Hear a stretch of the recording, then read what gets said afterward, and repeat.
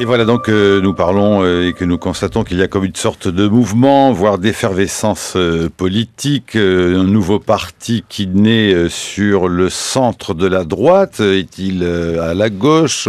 Est-il aux libéraux? Ce que l'UMP était à une époque au fond au RPR. Enfin bref, on ne sait pas trop comment démêler toutes ces questions avec notamment ce que le Figaro appelle la démonstration de force de Jean-Louis Borloo, tandis que d'ici le milieu, voire la fin de la semaine, nous attendons, certains avec impatience en tout cas, le fameux duel Jean-François Copé et François Fillon qui débattront sur le plateau de France 2 avant le vote des militants UMP. Et puis vendredi, après l'élection d'Harlem Désir au poste de premier secrétaire du Parti Socialiste, le Parti Socialiste tiendra à Toulouse son premier congrès depuis la victoire de François Hollande. Tout cela, pour en rajouter une petite couche, sous fond de, comme on dit en français, Hollande bashing, avec des questions qui se posent. Cet homme a-t-il de l'autorité? Sait-il manier son gouvernement? S'entend-il si bien que cela avec son Premier ministre? En quoi, au fond, est-il normal? Et où en est-on du changement? Autant de questions que nous poserons et vous nous éclairez sur toutes ces questions-là. Michel Cotta, je le disais, une sorte de mémorialiste de la vie politique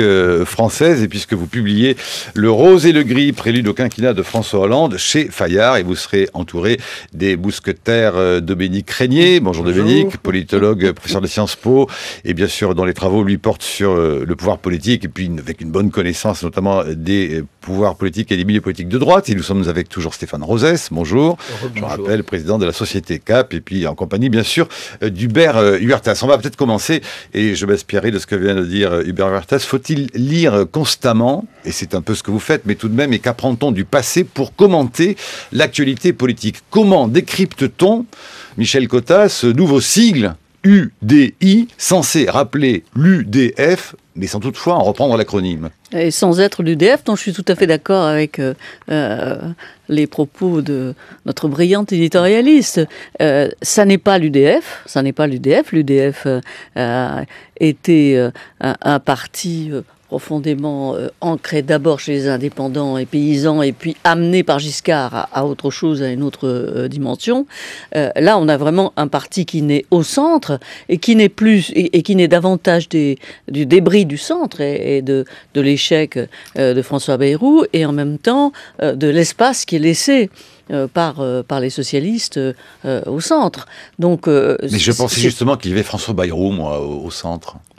Oui, mais je lisais hier les commentaires, vous savez, sur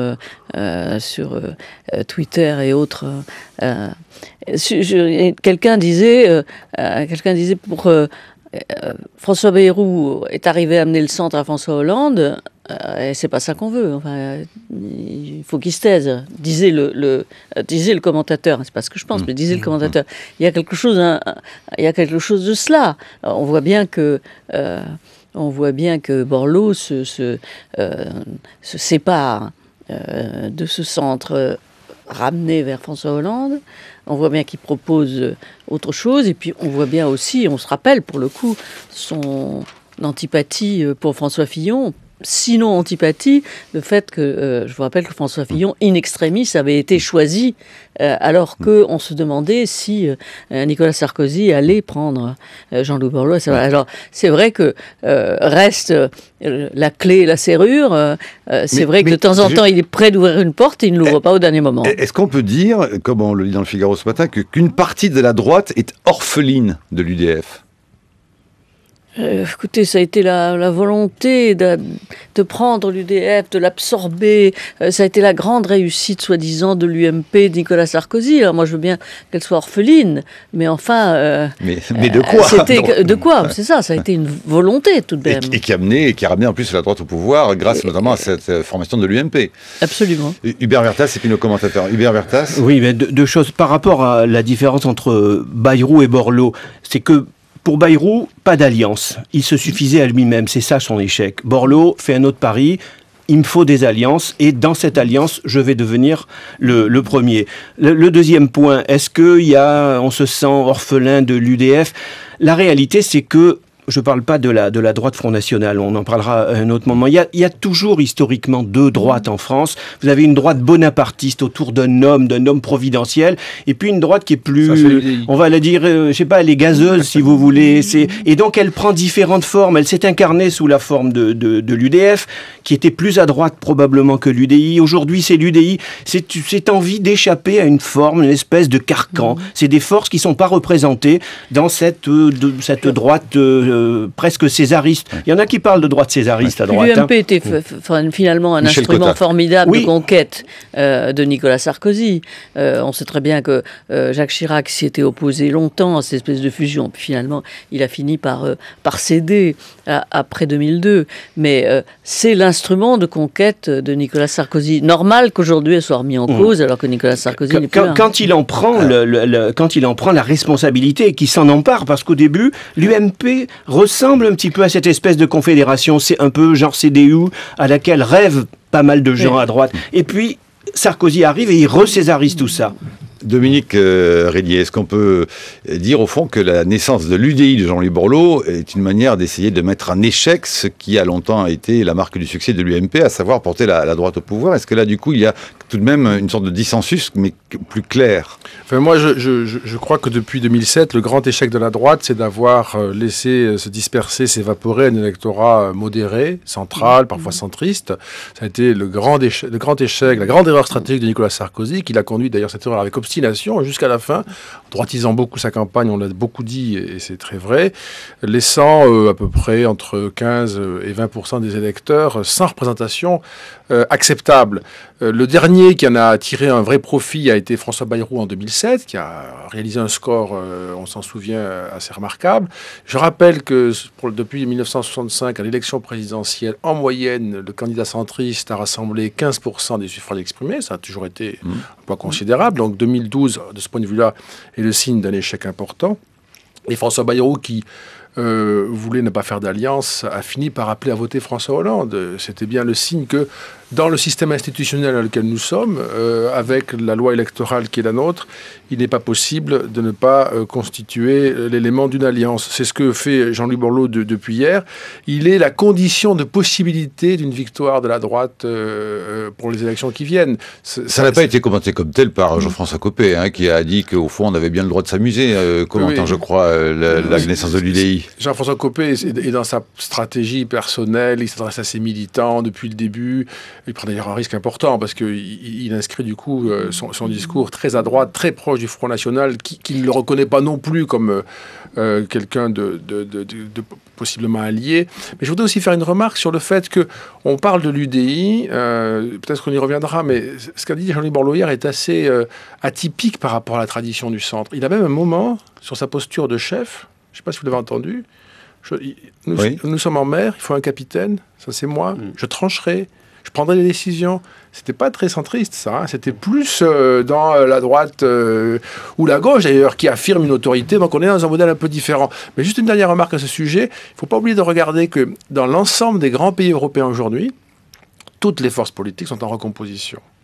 En Italie, en Allemagne, en Grande-Bretagne. Invention, réinvention, multiplication des partis politiques comme des petits pains, quand même. Oui, c'est une des conséquences majeures de la grande crise des finances publiques dans laquelle nous sommes et qui amène tous les grands partis de gouvernement à des décisions qui les éloignent au fond de leur base doctrinale. Ce qui d'ailleurs ne va pas aider à résorber la crise des finances publiques autant de multiplication de partis. Michel Cotta. Je crois que beaucoup de la réussite ou de l'échec de Jean-Louis Borloo viendra tout de même de ce qui se passe à l'UMP. Autant si Jean-François Copé, comme on vient de le dire, a finalement les suffrages des militants, on voit bien qu'il n'a pas les sondages de François Fillon, mais les militants en tout cas, il risque de les avoir, alors ça donne un vrai espace à Jean-Louis Borloo. En revanche, si c'est François Fillon qui gagne, avec son personnage tel qu'il est et tel qu'il apparaît, ce sera plus difficile d'exister. On aura quand même une UMP qui sera plus positionnée vers le centre. Et évidemment, avec Jean-François Copé, elle est positionnée carrément vers la droite. Ouais. Stéphane Rosès.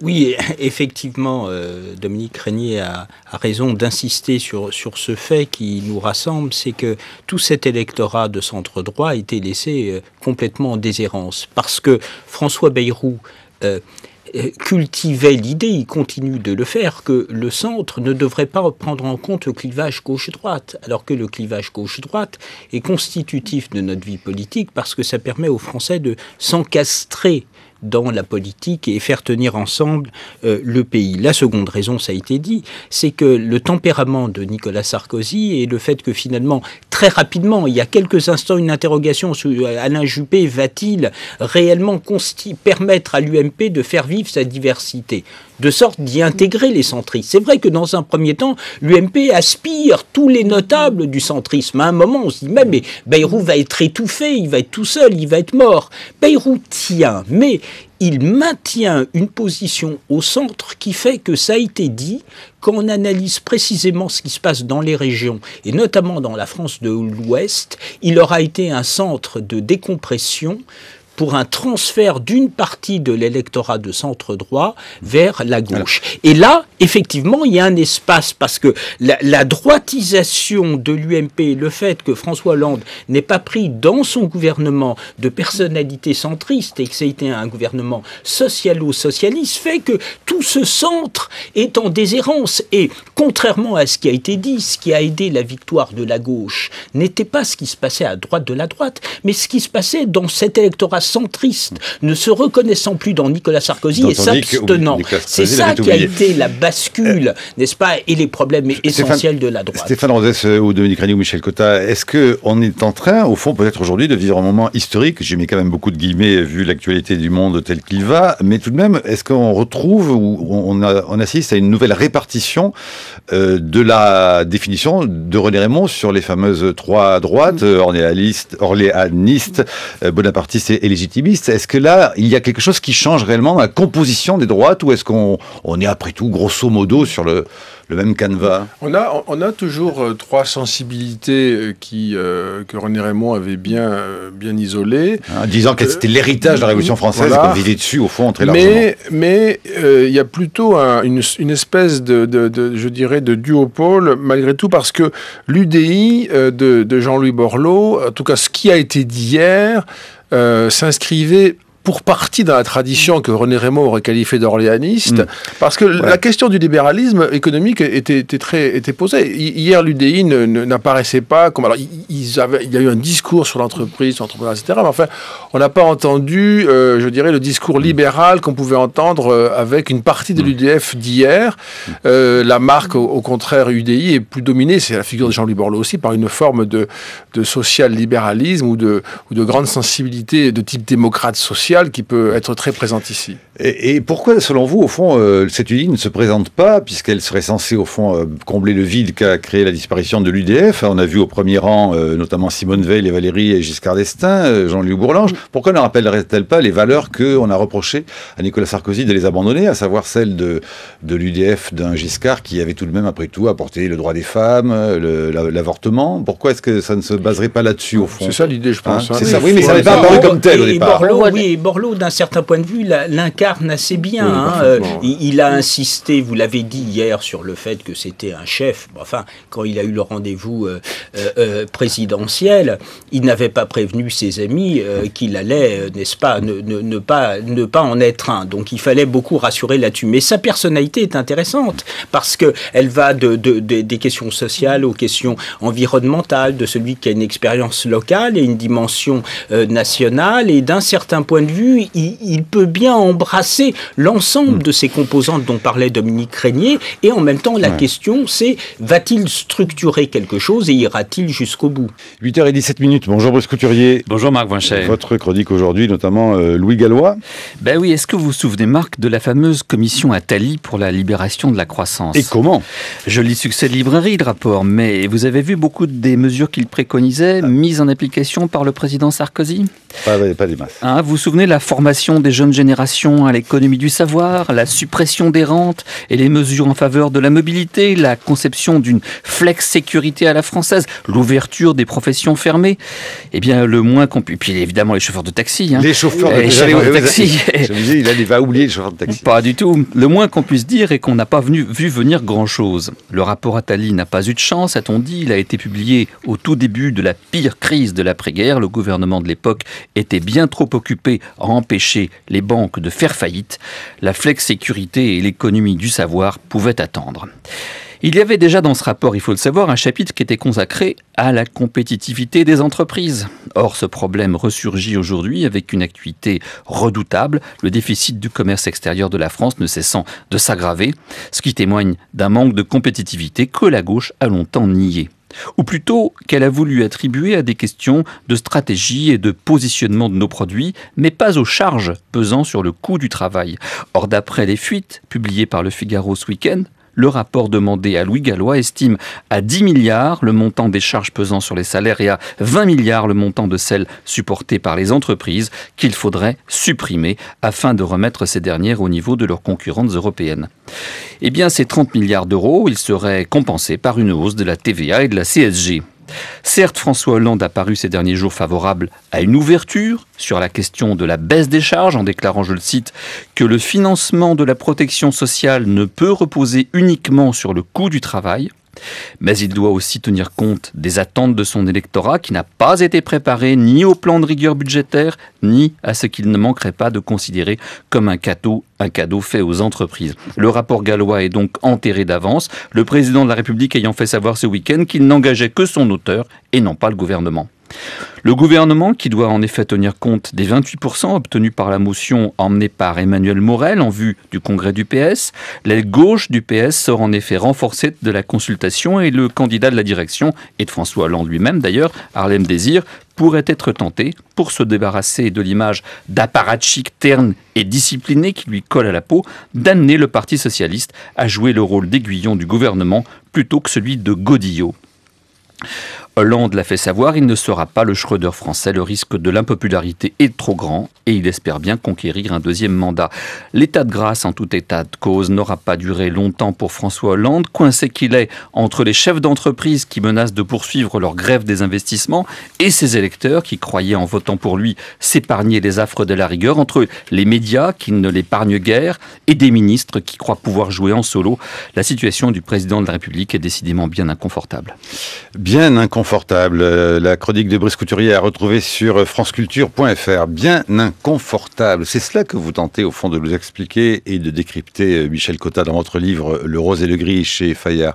C'est au fond ce personnage dont la mère croyait dur comme fer, dites-vous, qu'il serait un jour président de la République, alors que lui-même n'en était pas encore forcément très conscient, qui un jour s'en convainc et qui là va devoir, contre vents et marées, affronter de très nombreuses embûches qu'il va évidemment traverser sans trop de problèmes, puisqu'il est réellement donc président de la République, mais dites-vous, il a fort à faire avec l'appareil de son parti qui est extrêmement compliqué, et avec au fond l'image qu'il a donnée de lui, qui parfois le sert, parfois le dessert, c'est-à-dire cet homme extrêmement sympathique, qui écoute, qui donne la parole, et puis qui parfois, dites-vous, sort par une porte qu'on n'avait pas prévue. Je crois que ça a beaucoup servi dans la conquête du pouvoir. Son tempérament, c'est-à-dire quelqu'un qu'on n'a pas vu venir finalement, comme le disent tous les nombreux leaders du Parti socialiste qu'il a évincés l'un après l'autre. Il les a à la fois évincés, puis séduit, et puis amené dans son giron. Et c'est à cause de cette ouverture, cette espèce de sens de, je dirais, de la godille, si j'étais... enfin, c'est un mot assez dépréciatif, mais c'était sa façon de naviguer entre les gens, mettons, qui a expliqué son élection. Maintenant...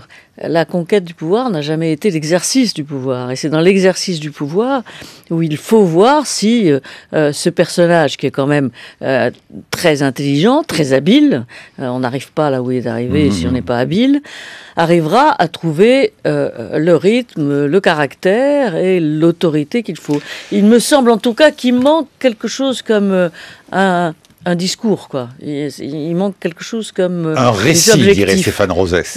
Oui, voilà, peut-être Stéphane dirait ça, mais il me semble qu'il faut que les Français sachent exactement où ils vont, quitte à ce que, évidemment, et la gauche et la droite s'opposent à ce grand discours-là. Mais il faut trouver un discours unificateur, et pour le moment, c'est vrai qu'ils le cherchent. Vous avez prononcé les mots-clés, au fond, de cette actualité qui concerne le gouvernement et le président de la République, cette question de la vision, du discours, et la question de l'autorité, dont on dénie, au fond, François Hollande d'avoir, en ce moment, les deux qualités, alors qu'il il les avait pourtant démontrées au cours de la campagne électorale. Moi, j'aimerais savoir si on peut faire un petit exercice tout de même aussi de critique sur qui a fait la poule et l'œuf, ou de la poule et de l'œuf, entre le mécontentement apparent dans les sondages des Français sur l'attente, en tout cas, de ce qu'on attend de François Hollande, et la reprise par la presse, toutes les couvertures de presse qui, du jour au lendemain, après l'avoir porté au nu, font ce qu'on appelle ce fameux Hollande bashing, mais avec une violence que même Nicolas Sarkozy a mis du temps, en tout cas, à connaître.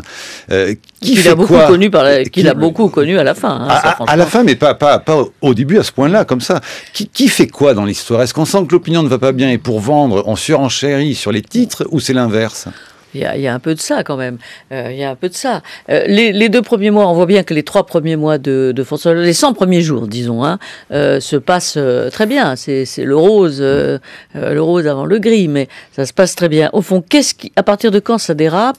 Ça dérape autour du 15 août avec l'arrivée des plans sociaux, l'annonce de la croissance zéro, l'absence du gouvernement quand même qui n'est pas apparu, et du président qui ne sont pas apparus pendant les 3 premières semaines d'août, et à ce moment-là, évidemment, c'est plus facile de faire vendre des journaux en critiquant outre mesure celui qui détient le pouvoir. Mais moi, j'y vois quand même aussi une deuxième raison. C'est la deuxième raison. Pour une fois, contrairement à ce qui s'est passé dans beaucoup d'élections présidentielles, généralement, l'opposition est celui qui vient d'être battu est complètement battu.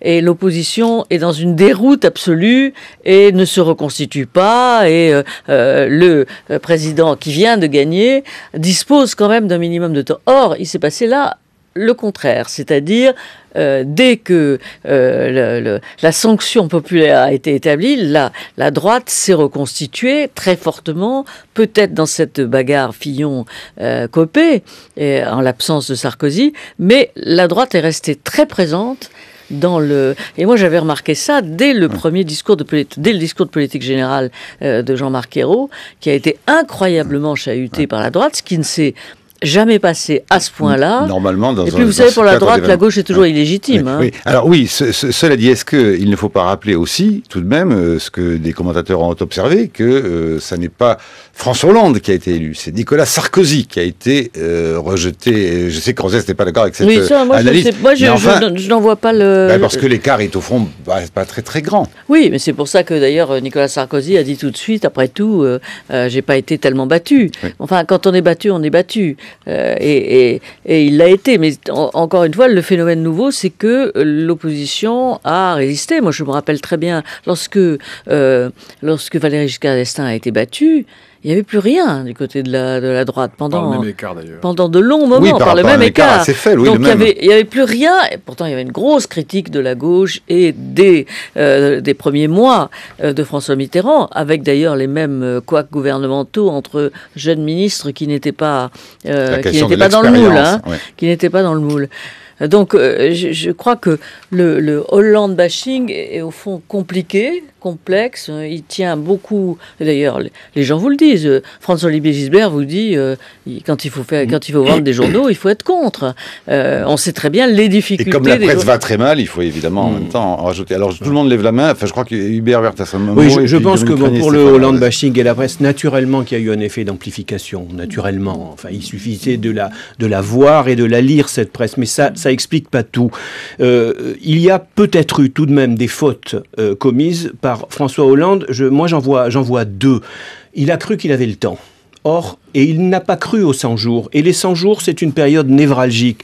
Et donc, il a... D'où ça vient, ces 100 jours, d'ailleurs? Quelqu'un sait, dans l'histoire, pourquoi malheureusement, c'est de très mauvais souvenirs. C'est l'idée, on en avait débattu avec Dominique Régnier, c'est l'idée qu'il y aurait un état de grâce, moment improbable. Mais pourquoi 100 jours? Ça fait référence à Napoléon.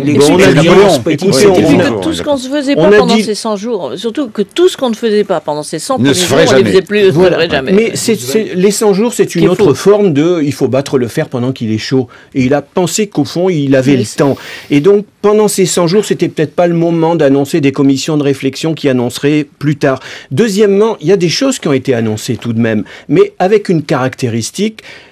Il n'y a pas eu tellement de promesses, il y a même eu très très peu de promesses, contrairement à ce qu'on a dit. Il y a eu une sorte de plaquage des 110 propositions de François Mitterrand sur le programme de Hollande. C'est pas vrai, le programme de François Hollande comportait très peu de promesses, mais il y avait un certain nombre de choses. Et sur ce certain nombre de choses, là où, pour prendre une image, il disait on va avancer de 10 mètres, mais ça sera toujours ça, tout compte fait, c'était 5 mètres à la sortie. Prenez simplement cette petite question de l'essence. Voilà. On a eu une espèce de psychodrame, on avance. C'était pas le projet initial. Le projet initial, fortement annoncé dans la campagne, qui était peut-être pas bon, mais il était annoncé, c'était la TVA flottante. Et là, on a un dispositif qui annonce 3 centimes au bout du compte. L'essence me vient à l'esprit. Je crois qu'il y a eu toute une série de mesures qui ne correspondaient qu'à la moitié de ce qui avait été annoncé, qui était pourtant modeste. Rosès ou Régnier. Belle formule philosophique, l'essence me vient à l'esprit. Oui, Dominique Régnier. Et c'est alors Dominique Régnier. Juste sur un point sur le Hollande bashing. Certainement, François Hollande et son équipe ont commis des erreurs qu'on pourrait expliquer aussi par un long passage dans l'opposition ou une expérience dominante du gouvernement local. Certainement que... mais est-ce que c'est bien grave ça? Est-ce qu'on ne s'arrête pas sur des choses qui sont complètement hallucinantes? Ce qui m'a frappé, c'est pour ça que je dis ça en introduction, ce qui m'a frappé, c'est dans la violence au fond de la critique médiatique et un usage excessif des enquêtes de popularité qui sont, Stéphane Rosès serait sans doute d'accord avec moi, qui sont des outils dont on voit très bien le fonctionnement mais qu'il ne faut surtout pas considérer comme le fin mot de toute chose. Il est évident qu'un pouvoir qui s'installe en temps de crise est un pouvoir qui très vite suscite la déception. C'est une évidence. Ça n'est pas la peine de s'étonner de cela. Il est beaucoup plus inquiétant, en revanche, de voir la force des réactions. Moi, j'ai eu un sentiment d'inquiétude quand j'ai vu toutes ces unes, parce qu'au fond, les gens qui sont dans l'opposition s'en réjouissent, mais quand ils arrivent au pouvoir, il leur arrive la même chose. Et la violence est de plus en plus grande, et le rythme de plus en plus rapide, l'intervalle de plus en plus court. Doublé, qui plus est, de quelques-unes sur une éventuelle sarco-nostalgie. Oui, mais même une espèce d'idée de bientôt démission, c'était quoi? Dissolution, on recommence. On est dans une espèce de logique très redoutable qui peut même fragiliser assez vite, je dirais, le simple fait qu'il y a eu un lien démocratique très fort, qui est une élection au suffrage universel direct, qui a eu lieu, qui fonde un pouvoir pour 5 ans. Le pouvoir va rendre des comptes devant tout le monde, bien sûr, pendant 5 ans, mais c'est un mandat pour 5 ans, ça n'est pas autre chose que cela. Stéphane Rosès. Je crois que la rapidité du retournement du pays et l'attitude des médias à l'égard de François Hollande vient de ce que le contrat implicite entre lui et le pays a été assez rapidement oublié. 55% de ceux qui ont voté pour François Hollande ont voté pour François Hollande et 45% contre Nicolas Sarkozy. Celui qui emporte une présidentielle ne peut l'emporter que si c'est sur un propos positif et pas négatif. Nous ne sommes pas les États-Unis. Or, François Hollande, une fois élu, nous a dit que la priorité, c'était le chômage et le pouvoir d'achat. C'est ce que disent les sondages, mais ce n'est pas du tout la raison pour laquelle il a été élu. Les Français ne pensaient pas lors de la présidentielle qu'il ferait mieux, la gauche ferait mieux que la droite. Alors pourquoi a-t-il été élu?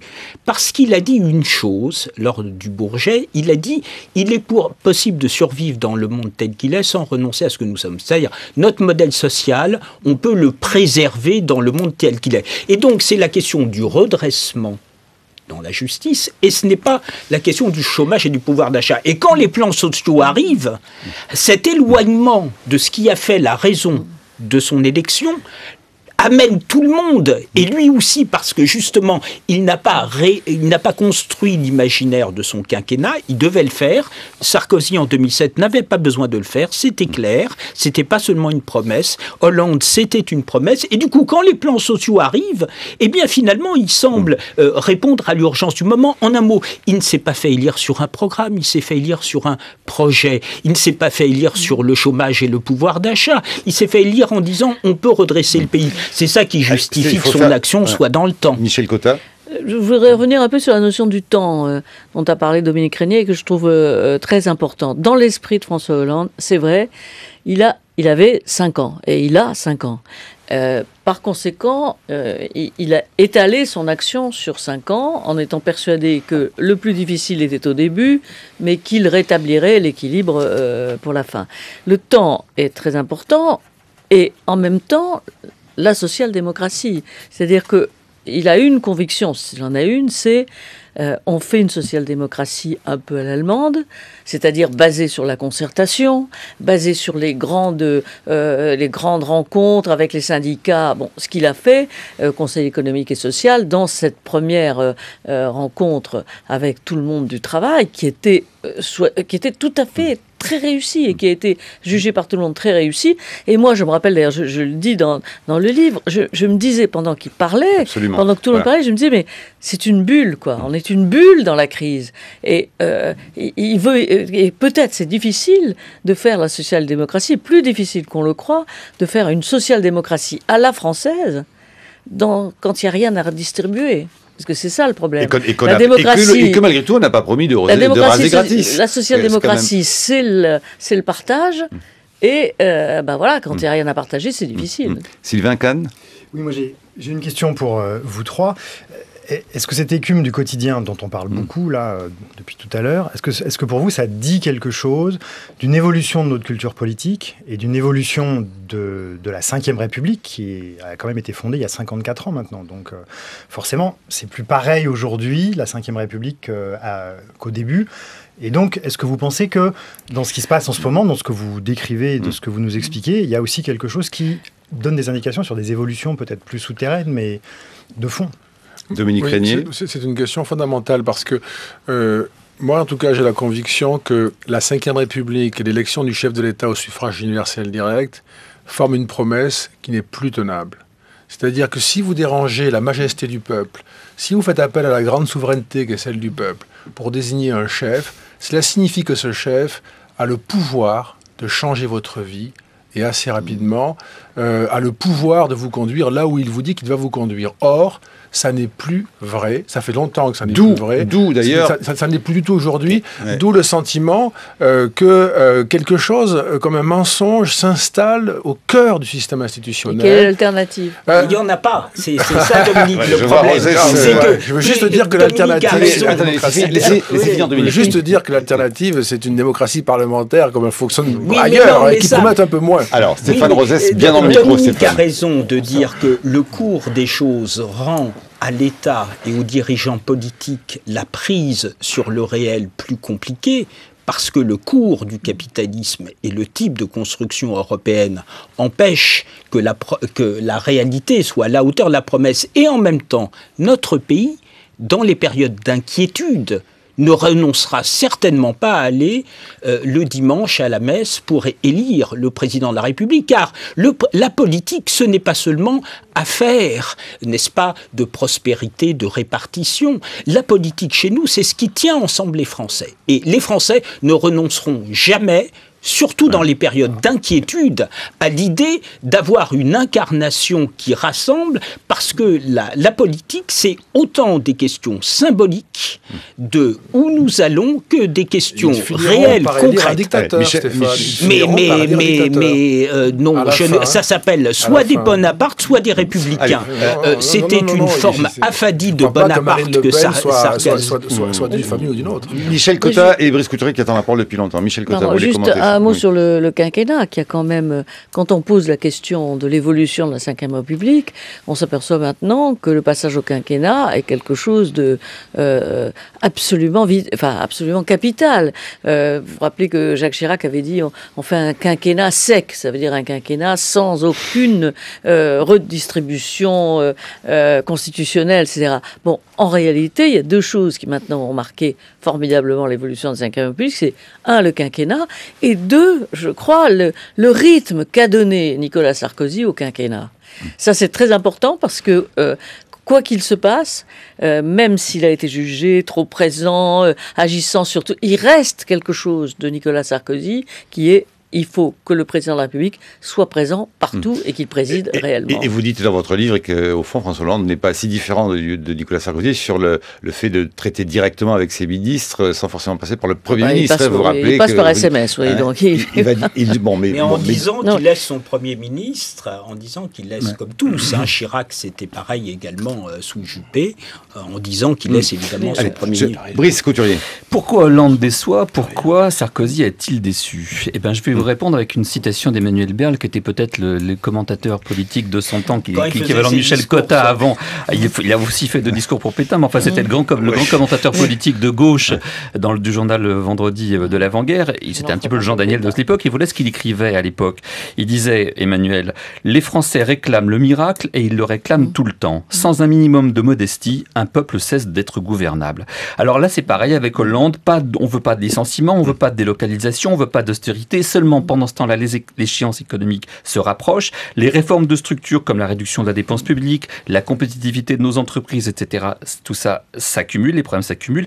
Mais pour ménager la popularité à court terme, Hollande, comme Sarkozy, sacrifie le long terme et donc la position à long terme de la France. Il faut savoir qu'en réalité, il y a une stratégie derrière, une stratégie politique. Elle s'explique par cette phrase de Hollande qui lui a échappé il n'y a pas longtemps, je vous la cite. « Il ne vous a pas échappé qu'il n'avait Schröder lancé ses réformes qu'au cours de son deuxième mandat après avoir été réélu. » Donc on a l'impression qu'en fait les vrais problèmes... Mais là il est logique du coup sur l'idée qu'il a le temps. Oui, sauf que est-ce qu'il a vraiment le temps ? Est-ce que la France a le temps d'attendre un deuxième quinquennat de François Hollande pour prendre en charge ces problèmes économiques qui deviennent vraiment, vraiment urgents maintenant ?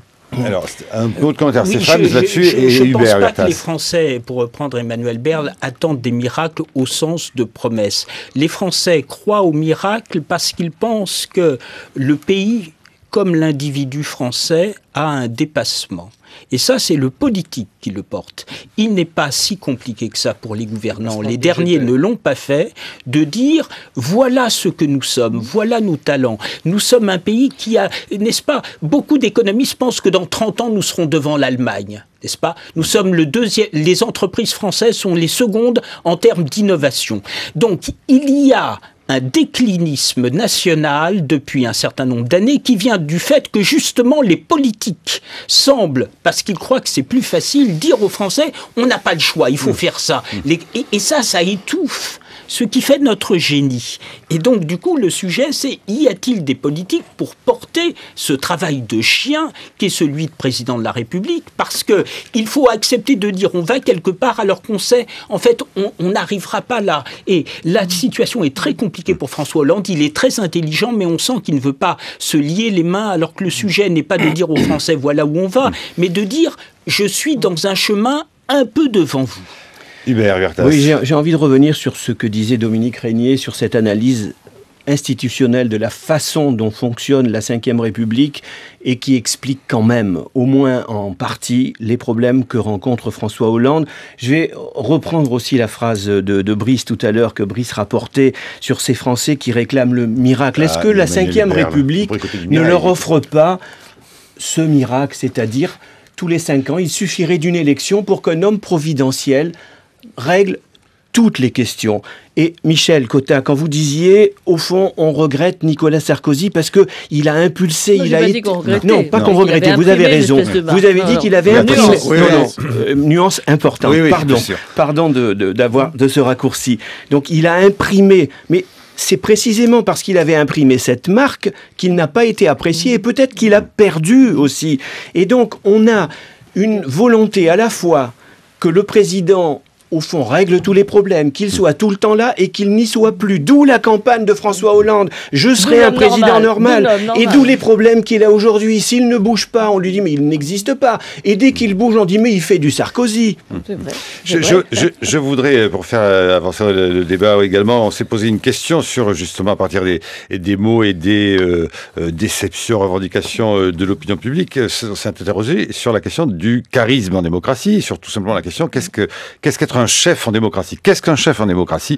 C'est le livre que vient de publier le philosophe Jean-Claude Monod aux éditions du Seuil, interrogé par Léna Burger. D'abord, charisme et démocratie. C'est un peu ce que j'essaye de faire dans le livre, c'est essayer de se donner les moyens de penser quelque chose comme un charisme démocratique, un charisme de progrès, plutôt que de se dire, voilà, le charisme, c'est forcément l'autoritarisme, le totalitarisme, et donc surtout pensons la gouvernance du droit et de l'économie, et puis finalement c'est la politique elle-même qui finit par être évacuée. On veut la gouvernance sans les gouvernants, sans la politique, sans l'incarnation, et ça finit par donner quelque chose qui est en fait un sentiment de dépossession démocratique, je pense. Justement, la politique en tant qu'agir personnalisé, c'est quand même quelque chose qui fait qu'une personne peut être interpellée, et on peut d'ailleurs la congédier. Ça implique de prendre la responsabilité d'une politique et donc de pouvoir en répondre. C'est ça la responsabilité, c'est en répondre. On a l'impression de beaucoup d'efforts consacrés à conquérir le pouvoir, et une fois au pouvoir, de beaucoup de discours d'impuissance et donc d'incapacité à agir, y compris pour réaliser ce qui avait été annoncé. Et du coup, Jean-Claude Monod explique au fond que la gauche doit peut-être se ressaisir du concept d'autorité, toujours Jean-Claude Monod, au micro de Léna Burger. L'autorité et la personnalisation du pouvoir est beaucoup plus assumée traditionnellement à droite. La gauche prétend toujours, en tout cas, plutôt gouverner sur un mode collectif. Et cette opposition, on la retrouve d'ailleurs dans un écrit intéressant qui est Le coup d'État permanent de François Mitterrand, écrit contre De Gaulle, où il y a vraiment cette opposition. Il dit, voilà, la droite, c'est une vision de l'histoire, où ce sont des individus qui font l'histoire. La gauche, c'est l'idée que ce sont les masses qui font l'histoire. On a dit que c'était les masses qui faisaient l'histoire, puis on s'est retrouvé avec des individus surpuissants à la tête d'État soviétiques, etc., avec une sorte de contradiction totale. En fait, il y avait dans la tradition démocratique, républicaine et d'ailleurs socialiste des modes d'articulation d'une autorité qui doit toujours en référer aux volontés du peuple, qui doit toujours se penser sous la loi et pas au-dessus de la loi, mais ça n'évacue pas la question du pouvoir personnel. Le pouvoir personnel, on a l'impression immédiatement que c'est une insulte, mais il y a une dimension de personnalité du pouvoir, et la gauche n'est pas non plus, en apesanteur. Donc il y a aussi cette dimension qui s'impose à elle, et effectivement une certaine difficulté à l'assumer peut parfois devenir presque paralysante. Voilà, qu'est-ce qu'un chef en démocratie, Jean-Claude Monod, aux éditions du Seuil, sur cette question de l'autorité. Michel Cotta, vous partagez les propos de Jean-Claude Monod, ou au fond, comme d'autres, certains disent, mais qu'est-ce que lui reproche-t-on à François Hollande qu'après tout d'organiser, de laisser un dialogue que Nicolas Sarkozy, lui en son temps, interdisait? Alors, sur le charisme, en tout cas, moi, je me pose beaucoup de questions sur le charisme. Moi, je fais partie des gens qui ont connu François Mitterrand avant qu'il ait du charisme. C'est-à-dire quand personne ne le reconnaissait, quand on disait quand même c'est un peu justement un homme moyen, il n'est pas grand, il est tout gris, il n'est pas fort, il était que tout gris. Et puis je suis persuadée que le charisme ça s'apprend. Comme la gymnastique permet de renforcer les muscles. Alors pour le moment, c'est vrai qu'on dit, coutume de dire que François Hollande n'a pas de charisme. Mais qui aurait dit par exemple que Nicolas Sarkozy en avait lorsqu'il s'est présenté? Franchement, alors est-ce qu'il faut être grand comme Jacques Chirac, comme le général de Gaulle ou comme Valéry Giscard d'Estaing pour avoir du charisme? Est-ce que les hommes petits peuvent pas avoir de charisme? Je sais pas. Il faut être chef pour avoir du charisme, voilà. Parce que c'est circulaire en fait. C'est ce que Weber disait. On est d'accord, mais alors ça c'est pas lié à la gauche et à la droite entre nous, parce que François Mitterrand s'est révélé être un chef alors qu'il avait le même parti un peu dans lequel le dialogue est constant. Donc, je pense qu'il faut effectivement que quelqu'un incarne un pouvoir. Sinon, alors la Ve République se défait par tous les côtés. Juste une remarque qui va rejoindre la préoccupation institutionnelle que j'avais tout à l'heure. Il y a quand même une différence entre François Hollande et ses prédécesseurs. François Mitterrand, il fait le PS, il n'en émane pas. Jacques Chirac, il fait l'UMP, il n'en émane pas. Valéry Giscard d'Estaing, l'UDF, vient après lui, il n'en émane pas. Nicolas Sarkozy, il récupère l'UMP et il l'a fait. Il n'en émane pas. alors que François Hollande, il émane d'un processus. C'est la première fois qu'on a un président qui émane d'un processus. Et que du coup, tout le monde s'autorise à parler à tort et à travers en se défiant de cette question d'autorité. C'est le côté comité directeur du Parti socialiste. Quoi. Stéphane Ranzès. Et interpeller Michel Cotta sur la question du charisme. Moi, la première chose qui m'a fait approcher ça, c'était en 2006, quand dans nos sondages, les Français disaient « c'est Dominique Strauss-Kahn le plus compétent, mais c'est Ségolène Royal que l'on veut à l'Élysée ». Et là, je l'ai effectivement interprété comme Ségolène Royal incarne une certaine idée de la France. Ensuite, durant la campagne, elle aura été incapable de passer de cette incarnation spirituelle au projet temporel. Bon. Et François Hollande vient de dire dans Le Monde, il y a un mois et demi, il a dit « un style, ça s'impose ». Alors là, il y a un problème de fond. Je ne crois pas qu'un style s'impose. Je crois que ce sont les hommes politiques qui se hissent à la hauteur de ce que le pays attend d'eux. Un style ne s'impose pas de l'extérieur, parce que ce qu'on appelle le style de quelqu'un, d'un président, d'une voiture, c'est la personnalité même. Et là, il y a un problème avec la notion de présidence normale. Si on entend par là respecter les autres, les partenaires sociaux, ça va. Mais notre pays est un pays qui, justement, n'est pas l'Allemagne, n'est pas normal. C'est un pays où il faut de la verticalité.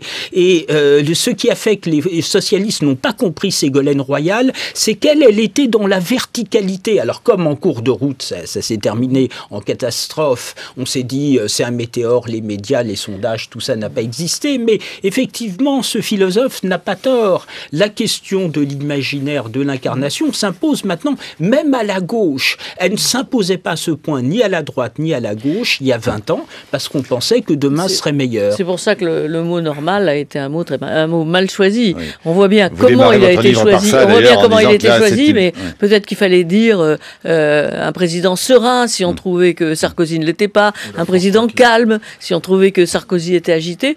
Le mot normal finalement est tombé sur des Français qui ne veulent pas d'un président de la République normal. Voilà. Et puis parce que comme vous le dites, ça n'est pas tout à fait normal. Voilà. Juste rappeler on arrive au bout. Dominique Régnier. Juste rappeler que la notion de charisme est une notion magique. C'est de la magie, le charisme. Et dans un pays comme la France, c'est lié aux religieux. Et c'est la raison pour laquelle la gauche a un problème avec le charisme, non pas parce qu'elle manque d'hommes de talent, mais elle a un rapport compliqué, plus que la droite, à la question religieuse. Et tant que la question magique est au fond en tension dans le sujet politique, on a des difficultés à avoir du charisme. Et je vous dirais ce point-là qui est important. Le pouvoir charismatique est un pouvoir de crise. Il n'y a pas de pouvoir charismatique dans des périodes de routine. Et donc aujourd'hui, maintenant, nous sommes dans une situation de très grande difficulté, et cela fait un moment. C'est maintenant que peut se constituer un pouvoir charismatique. Ça n'était pas possible auparavant, mais il faut trouver le lien entre le pouvoir, je dirais, concret et le pouvoir magique. Je vous ai vu sursauter, Michel Cotta. Non, sursauter sur les catholiques et la gauche, parce que il y a quand même une grande tradition catholique dans la gauche, dans la deuxième gauche, dans l'autre gauche, dans l'autre gauche. C'est pas la même chose que d'imaginer une conception métaphysique. Oui, on est d'accord là-dessus. Michel, peut-être comme ils se sont laïcisés, paradoxalement, ce sont les gens de gauche issus de cette seconde gauche qui sont le moins dans la verticalité, ils sont dans l'horizontalité. C'est-à-dire que tous les Delors, tous les Hollande, tous ceux qui ont rompu avec la verticalité du catholicisme, la dénient à la République. Et eux, ils sont des démocrates et pas des républicains, parce que leur chemin personnel de déliaison avec la verticalité du catholicisme les a amenés sur la démocratie et non pas la République.